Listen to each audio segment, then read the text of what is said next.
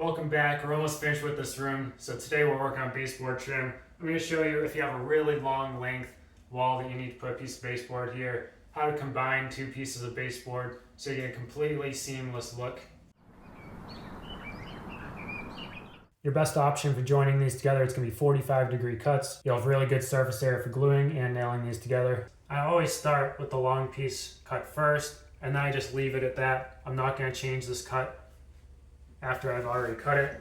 And then the shorter length, I'm going to cut this a little bit longer, and then you can fine tune it to get a perfect fit. You can cut this on a miter box if that's all you have, but you're going to get a much cleaner cut using a miter saw. So starting with the long piece, you're going to set your miter saw to 45 degrees. Go ahead and make that cut.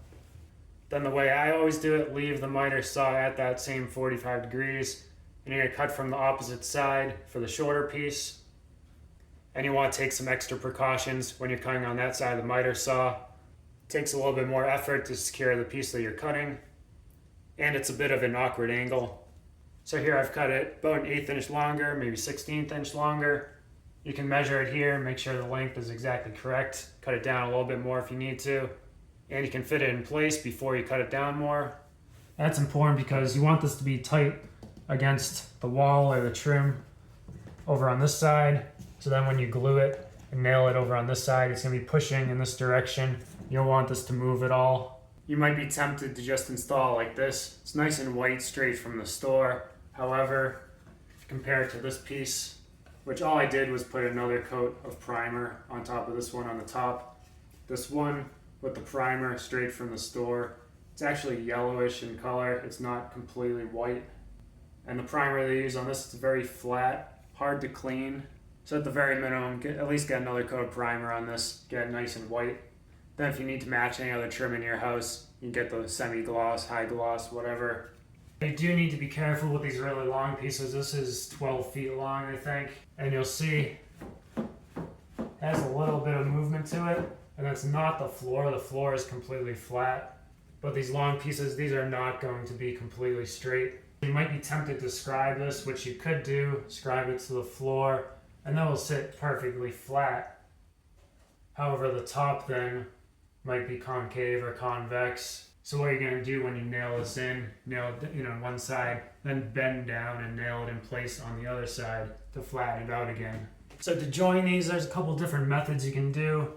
If I have plenty of time on my hands, I'll take these pieces, put them on the bench, glue them, clamp them, get it completely combined before I install it, using wood filler, sanding, and paint. Get that one piece of trim and then go and install it. Or the faster method, which I'm going to show you today. Gonna nail on this piece on the right. Add glue to the joint, line that up, nail it at an angle to combine the two pieces until the glue sets up. Continue nailing the rest of the piece, and then you're going to finish it in place. I'm using my trim nailer with 2-inch finish nails, or if you don't have that, use 2-inch finish nails, a nail set, and a hammer. And if you're doing it that way, I always like to pre-drill and then add the nails. I'm using a stud finder to find the studs. That's where the nails are going to go. You don't just nail along the bottom plate, because if you did that, at some point you would just hit wires coming up from the floor below.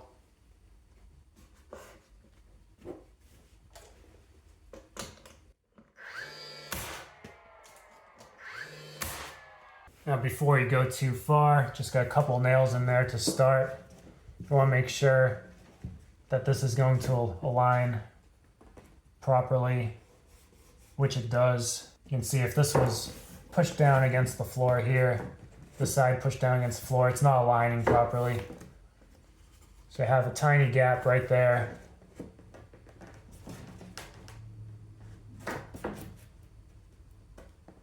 So I can see those two pieces will fit together perfectly.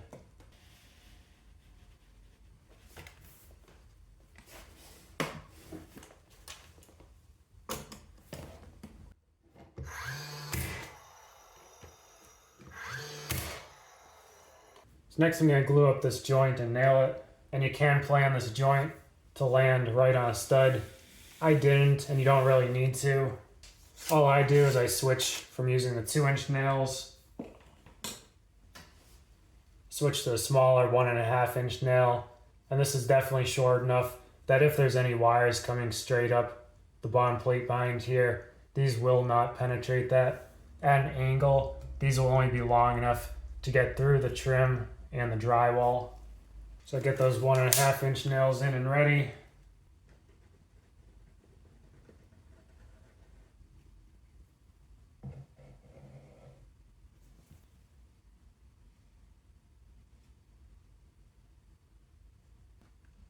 Get that glue in the joint, not too much near the bottom.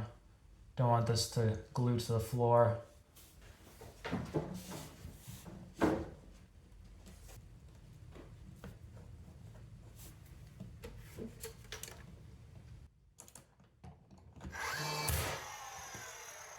At the bottom here, this was too tight, so I shimmed the other end a little bit higher.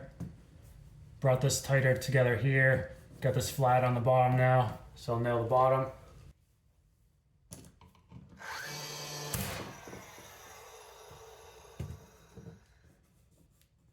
So now this is perfectly flush on every surface here. And here, now that I've got the 2-inch nails into the studs on either side of the joint, I can remove the shim, and now there's no stress on this joint here. So now if I need to, because this board is a little bit warped, I can push this down, align with the floor, take out that bend, and not have any stress on that joint. Next, get your wood filler. Definitely don't use caulking or anything that might shrink. And the same stuff that you would use to fill the nail holes here.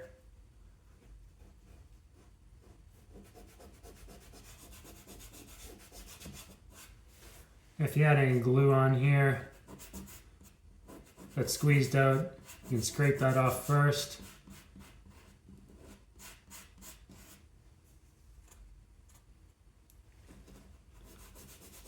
Use the wood filler, that's going to fill any gaps that might still be there.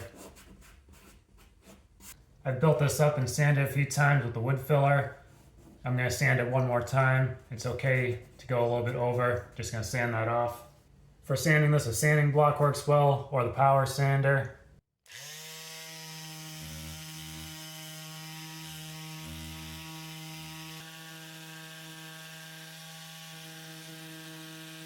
So we have that perfectly smooth, gaps are filled. Finally, since I've already primed this earlier, all I need to do is touch up right here. Then after the primer, you can go ahead and do a top coat if you want.